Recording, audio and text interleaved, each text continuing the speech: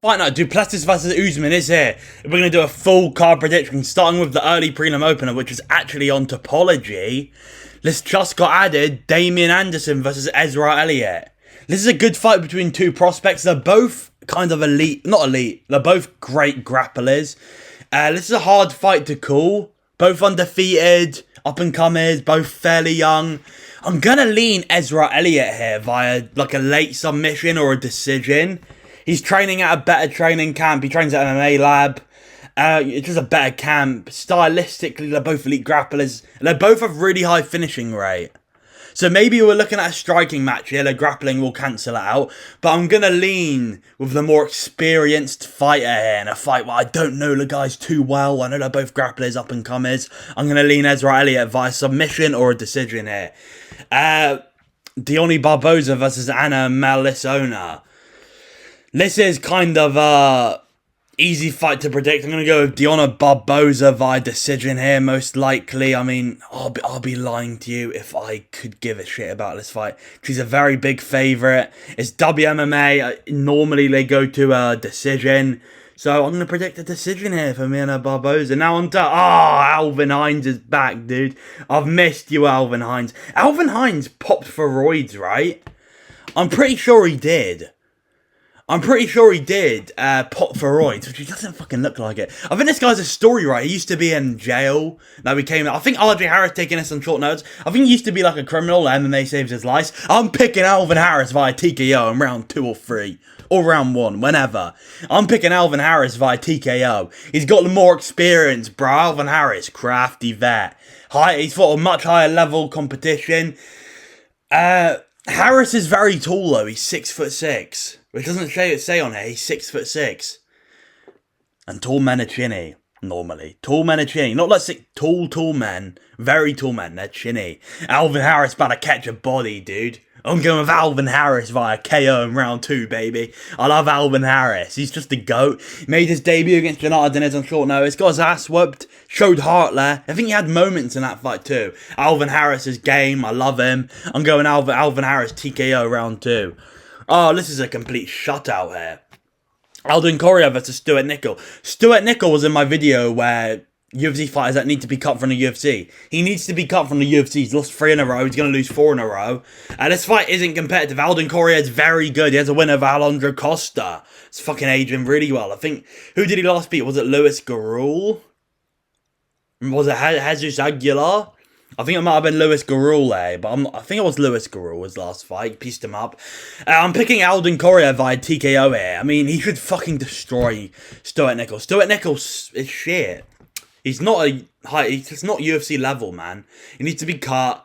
I don't know why you're keeping around for a 4th. I think in the UFC after you go 0-2, and if you have no success in those fights, you need to be cut. So Alden Correa, TKO, round 2 or 3.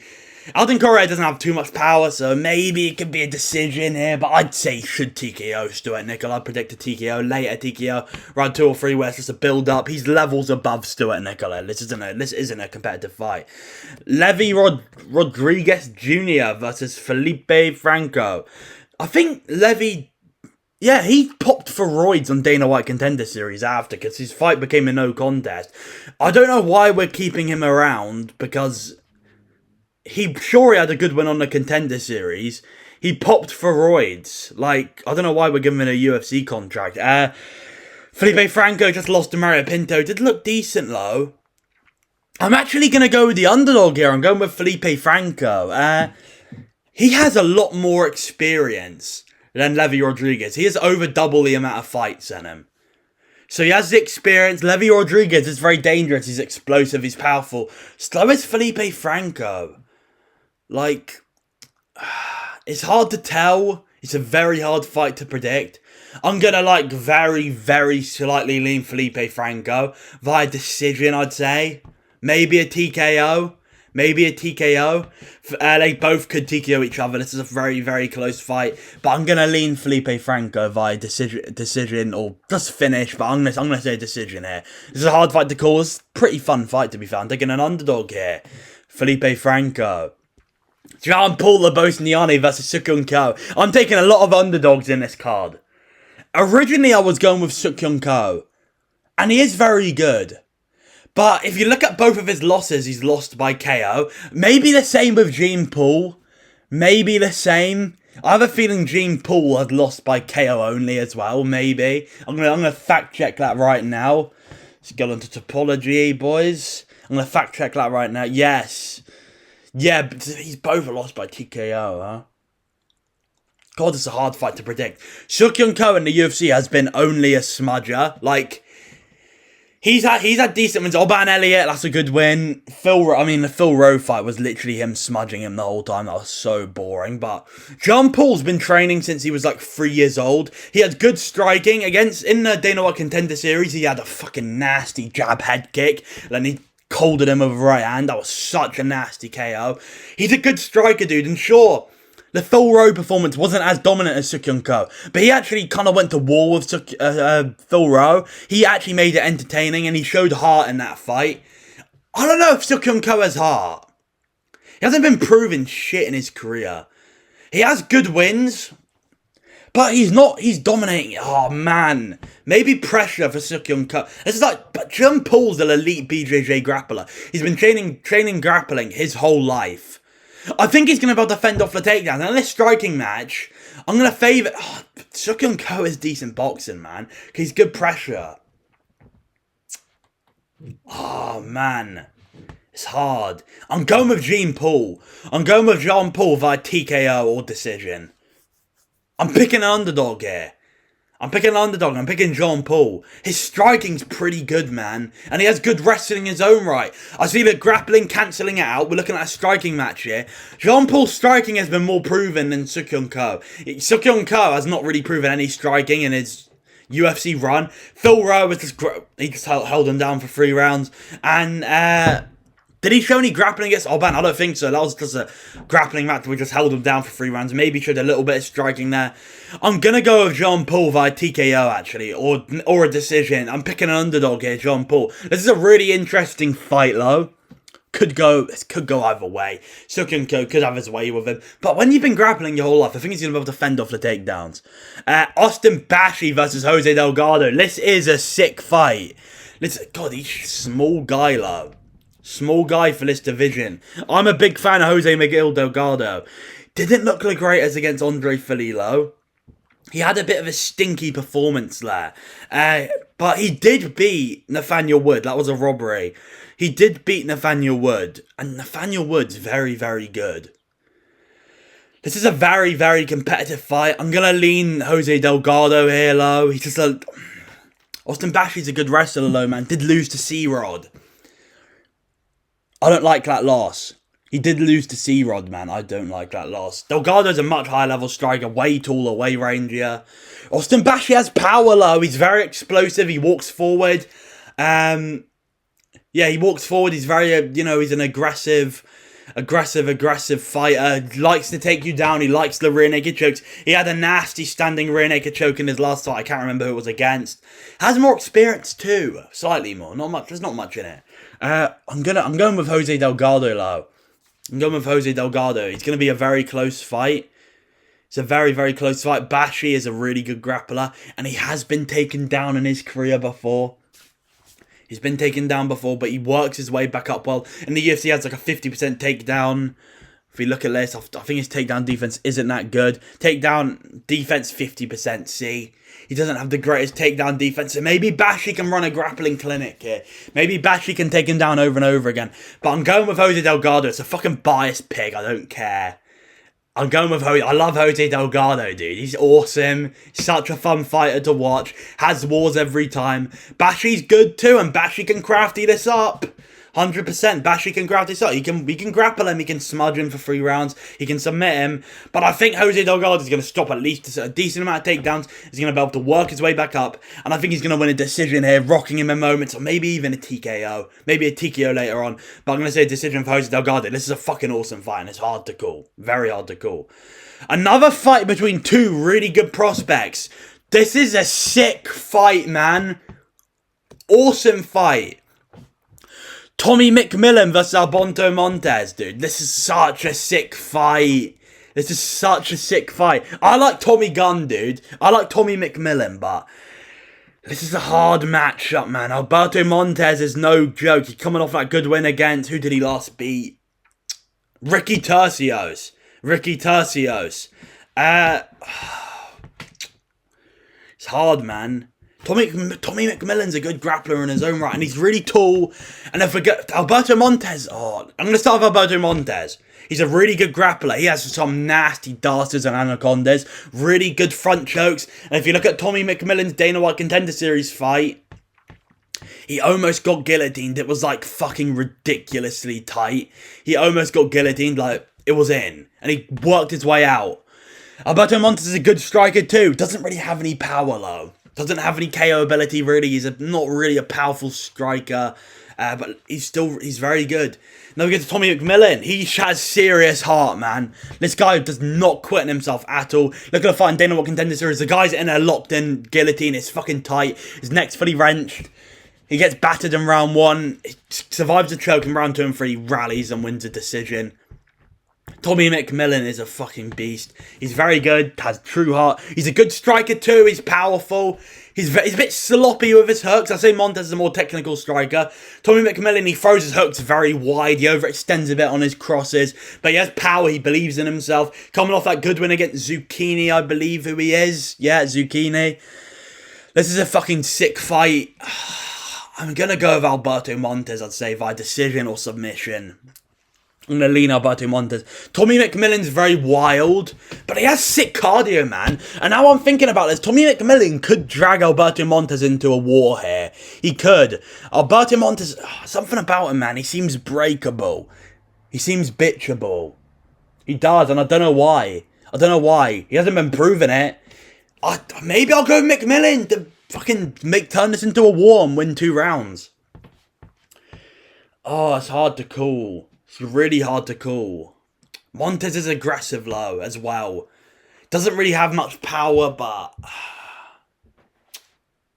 You know what? I'm going to go with Alberto Montez by a very close decision here. I think he's going to win the first two rounds, I'd say. It's a hard fight to call, man.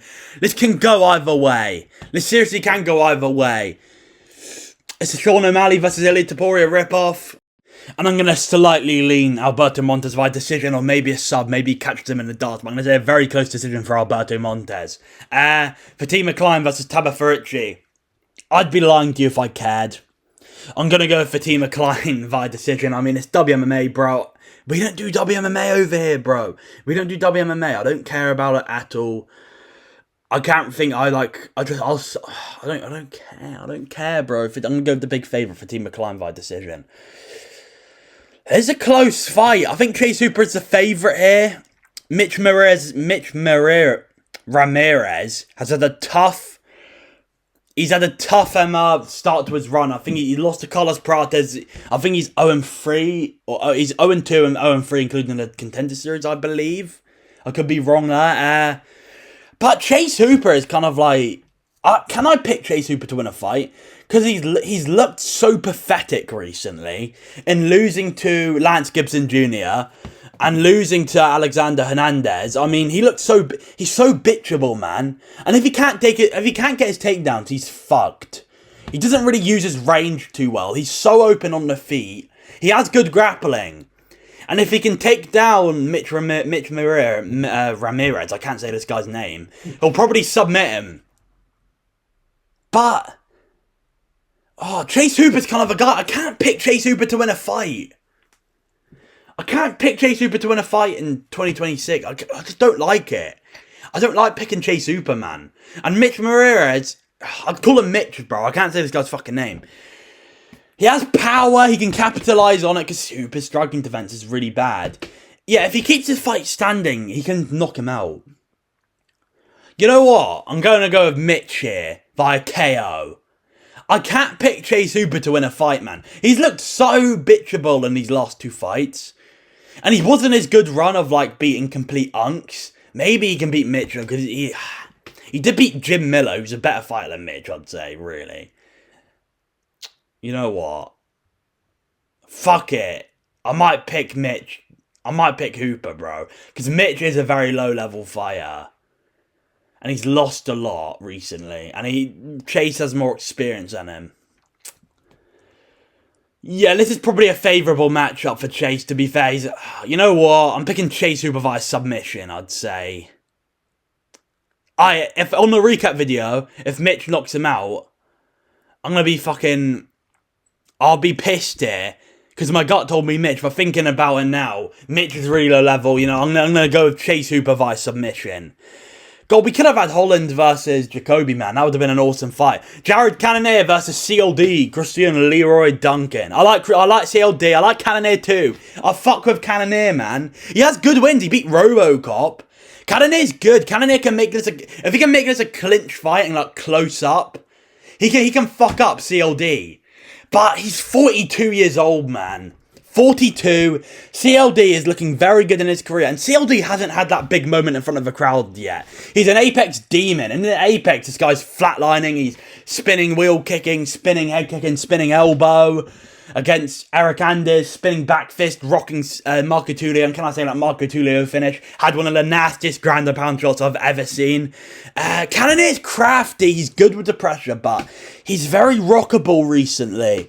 MVP dropping him, Imavov rocking him, Gregory Rodriguez dropped him badly, RoboCop, Browlo had him basically flatlined. It's all leading here, he's chinny recently, he's old. It's all leading to a CLD knockout here, I'd say. Cannonier could win, he's a crafty vet, he's powerful, he's a good striker, he can grapple, but... CLD's so explosive, man, and he's so wild, and he's so dynamic, he's really powerful, the guy's a fucking tank. I'm gonna go with him by knockout here. I'm gonna say a hella dynamic knockout. I could see a wheel kick that, like, kinda gets blocked, but it's still so powerful, like, Cannonier goes jelly leg, and then CLD pushes for a finish. He couldn't finish Delidze, though, and he didn't look that great in that fight. But Delidze's very, very awkward. And he's a good grappler, and he's fucking awkward. He kind of rocked CLD with a spinning back fist, then fell over. The guy's fucking awkward as shit. I picked CLD via decision in that fight too. This is going to be a competitive fight. I'm going to say a knockout low. Something like I'm going to say a spinning wheel kick that gets blocked a bit, but still wobbles Cannonier, and he goes for like a TKO finish and rocks him, KOs him bad. I'm going to say... Yeah, I'm going to go Leroy Duncan. Cannonier's crafty, low, and he's a good fighter. Don't count him out. He can win this fight. He can crafty it up. But he's 42, 43. I can't pick a 42-year-old against a fucking athletic beast specimen like Christian Leroy Duncan. So, yeah, I'm going with Jared Cannonier to get slumped in round 2. CLD, KO, round 2 or 3, I'm going to say here. He should finish Cannonier. Cannonier's chinny, and he's just so old, man. He's just so old. Oh, this fight's a 50-50, bro. Dricus du Plessis versus Kamaru Usman, baby. I made a video, one of my first videos, saying this is a 50-50 fight. And it is. The odds are closer than it says. Kamaru Usman is a fucking elite level wrestler, man. He's such a good wrestler. But he couldn't take down Leon Edwards, bro. He couldn't take down Leon Edwards. He had a good performance against Joaquin Buckley, but Joaquin Buckley is not that good, man. Joaquin Buckley's really not that good, and his defensive wrestling's piss poor. But so is Dricus's, man. And you're telling me Kamaru Usman can't hold Dricus down for 3 rounds, at least? I don't know. This is fucking hard to call, bro. I love Dricus, though. He's one of my favourite fighters. I love Dricus. I'm picking Dricus off pure bias, and I fucking want him to win. Yeah, I mean, Kamaru Usman is such a good wrestler, though. But his knees are cooked, and he's really old. I'm sorry, if you can't take down Leon Edwards, bro, I'm going to hope Dricus's wrestling has improved enough where he can stop Kamaru Usman's takedowns. It's very hard to call, bro. Very, very hard to call. I'm going with Dricus, though. I'm going with Dricus via TKO in round 3, 4, or 5. Anywhere in those rounds. I think a later rounds finish. But he might get smudged for 5 rounds. Because his defensive wrestling, man. Against Hamza, I've seen Strickland been able to stop his takedowns. Dricus, as a world champion, you should have been able to beat Chimaev, bro. He should have. And he got absolutely dominated. Making everyone think Chimaev is this unbeatable force. No, it's just Dricus's defensive wrestling is fucking really bad. It's really bad. His defensive wrestling is really bad. But in that fight, he did sprawl some takedowns, right? He sprawled some. End of round 1, he reversal. Kamaru, The thing is with Chimaev, he'd shoot a takedown, fail the first one, then shoot again. I don't see Kamaru doing that. As if he fails his first one, that's it. He ain't shooting a takedown for a while. I think Drekis going to be able to stop some takedowns. And I think when Kamaru gets a bit tired off the old age, he's been very, very inactive in his career.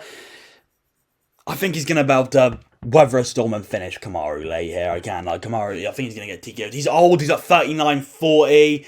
And his striking against Joaquin Buckley looked really bad, dude. His striking looked really bad, and Drekis is a fucking great striker. He's really physical, he's a tank. Kamaru does have a good jab and a good straight boxing, but against Joaquin Buckley, he didn't show it all too well. He used to have, when he's in his prime against Gilbert Burns and Colby Covington, like, he fucking had really nice straight boxing, had a really nice piston jab that would really hurt you. And Drekis is open, and maybe he can bring it back here, but recently, he hasn't been showing his striking. He got fucking pieced up by Leon Edwards, rocked a couple times in his trilogy, knocked out once. He's taken a lot of damage. Had his wars with Colby, getting rocked by Colby in moments. I'm going with Drekis via TKO in round 3, 4, or 5. Anywhere there, that's what I'm predicting here. This is a really close fight, though, and whoever I see winning, I see dominating. Drekis, to be fair, Drekis' fight, if he wins, will be competitive in moments, but I do see him dominating it in the end. And if Kamaru wins, I see him just dominating with the wrestling here. But I think Drekis, come on Drekis, you should be able to stop a few takedowns of old man Kamaru Usman. That's what I'm hoping here. I'm going to say his wrestling is going to be improved, his defensive wrestling. I mean, look, it was clearly a major hole in his game in the Chimaev fight. I'm going to say it's improved here.